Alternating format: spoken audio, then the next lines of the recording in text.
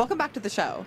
The entertainment world these days seems to spend as much time giving awards to themselves as they do making movies. On top of the statues handed out at the Oscars, Grammys, Emmys, and Golden Globes, there's a list for everything from top earnings to best bikini bod.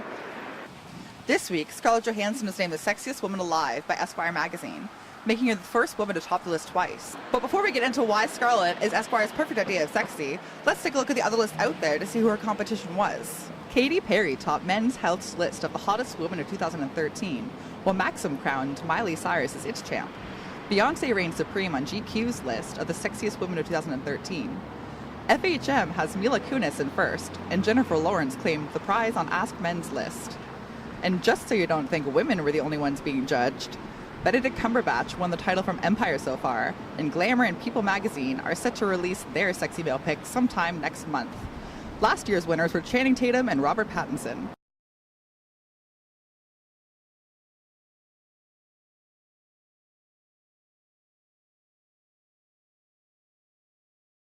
Although the list has only been around since 2004, it's become known as the one to beat, with many people comparing it to People magazine's long-running tradition of picking the sexiest man. The first time Scarlett won the title, it was in 2006, and she was 21. Now, 7 years later, at the age of 28, she's managed to do it again. Back in 2006, Scarlett was already well established in the film world, having started her career at 9 years old in 1994 with small roles. It wasn't until 2003 that Scarlett got her breakout moment, grabbing people's attention with her role in Lost in Translation and Girl with the Pearl Earring. The year of her first win, Scarlett was in 3 major movies: Scoop, The Black Dahlia, and The Prestige, which cemented her as a major player in Hollywood. It's also worth mentioning that at this time, Scarlett was romantically linked with her Black Dahlia co-star Josh Hartnett. Scarlett also won the title not too long after posing nude on the cover of Vanity Fair alongside Keira Knightley. Playboy magazine quickly followed Esquire's lead and named her sexiest celebrity in 2007. Between her 2 sexiest titles, Scarlett has branched out from the movie world. She released 2 separate albums in 2008 and 2009. She has also taken an active role in the theater community, receiving a Tony in 2010 for her role in A View from the Bridge. In 2010, GQ named Johansson its Babe of the Year.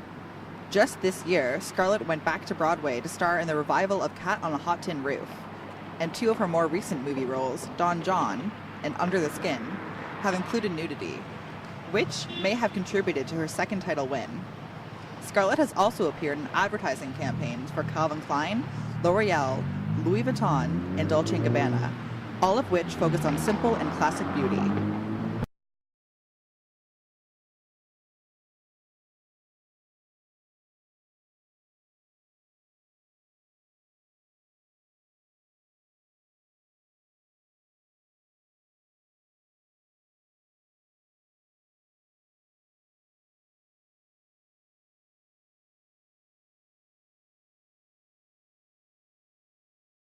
In between her 2 Sexiest Woman Alive titles, the world didn't forget about Scarlett. She appeared in at least 1 major film a year, from Vicky Cristina Barcelona in 2008 to her role as Natasha Romanoff, aka Black Widow, in Marvel's Iron Man sequel in 2010, and Avengers adaptation in 2012, to portraying Janet Leigh in the recent Hitchcock biopic. Since Lost in Translation, Scarlett has been cast in a sexualized light, something she takes in stride, and with a dash of humor. I don't know. I think I've kind of had periods. It's been a bit of a transitional period for me as I've kind of transitioned like out of that ingenue phase, but I'm not quite.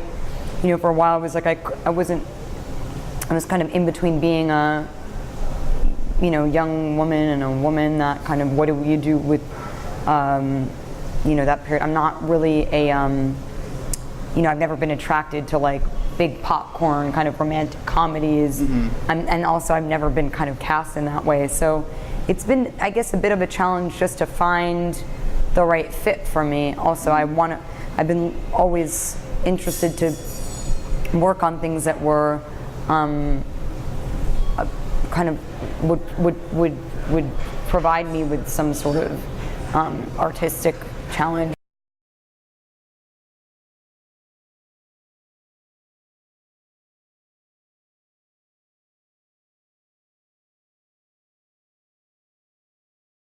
The top 99 most desirable women compiled by AskMen.com. ranks the year's most alluring females based on votes cast by readers and staff, and taking into account a number of criteria. Physical appeal alone does not secure a spot in the top 99. The women on the list are there because they possess a combination of looks, intelligence, and personality that sets them apart. In contrast, Maxim lets their readers pick their list, stating that, "You voted, we counted, mostly with our fingers, and we can say with absolute certainty that before you lies the definitive list of the world's sexiest women." Their choice appears to come down to the discretion of its editors. However, they have added a new interactive component, saying, "This year, in addition to naming Esquire's 7th annual Sexiest Woman Alive in the November issue, we are conducting a tournament to allow our readers to choose their own honoree."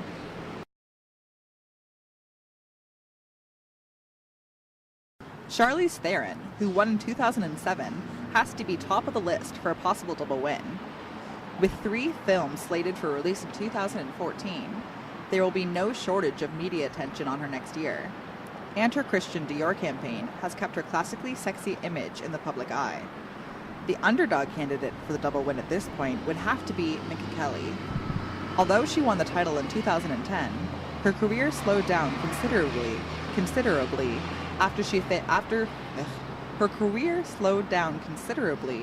after the failed Charlie's Angels reboot in 2011.